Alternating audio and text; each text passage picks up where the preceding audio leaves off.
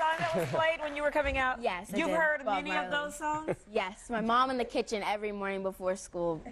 Literally. Does she love Bob Marley just as much as I do? I love so him. I was named after Bob Marley because my mom is from Jamaica. So to bring back in the roots of my family, who I don't always get to see, and coming into living in New Jersey, I experienced that through What's my your name. favorite Bob Marley song? Well, my favorite Bob Marley song, it's kind of like a tie because, you know, One Love is like, it's the song. Yes. But, yeah. But I also do like I Shot the Sheriff, which is not like the best song, but you love it too. You know, you just have to love it. Yes, you just do. I love you. Yes, so we know you love music, you love Bob Marley, you also love reading and books. And Yes. tell us about this big campaign and how it started. So the 1,000 Black Girl Books campaign is a social media campaign started by me in November of 2015. So in my 5th grade class, I wasn't seeing Black girl stories being reflected, and it wasn't something that we were told, but I could see that story in my home and in the books that my parents gave me. I knew that like kids at my school, they might not always be able to see themselves as characters that are important and things that are valued in their school system. So I decided to collect 1,000 books where Black girls are the main characters, and I was able to collect, to date, 9,500 books. And you're writing a book, too. Yes, so my book, Marley Dias Gets It Done, and So Can You, is a guide for kids my age and older to be able to use their gifts and talents and the things that they enjoy doing to help their community and to make the world a better place like I did in their own unique ways. Oh. I want to know. How are you 12 years old? If I knew, I would tell you. When's your birthday? January. You're January. And you turned 30 in January.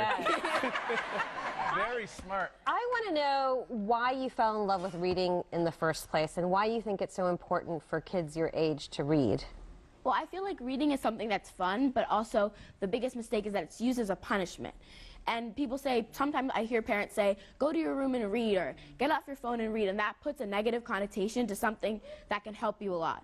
So we have, like, reading gives you words. So in a sense, you might be able to get in a fight about something like, oh, I don't like this camera angle, or whatever you want to say it to a producer or something. Yeah. And then you are able, through the books that you read and through the things that you like get to enjoy through novels and whatever you like to read, you are able to express those feelings in a more clear and articulate way. Oh my goodness.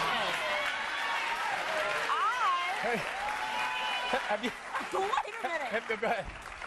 I thought my kids were going to get it when I got home. They're really going to get it now. 'Cause I'm like, what are y'all doing? Y'all not doing nothing.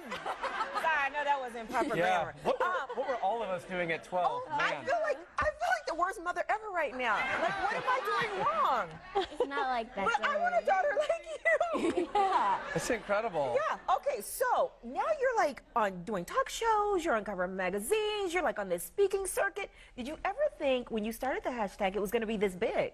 Well, no, actually, because towards like our deadline from November was to February when we were going to go back to my mom's home town in Jamaica, and I had only collected 200 books, and I was like, there's no way in the world I'm going to get this done. There's no way this is possible.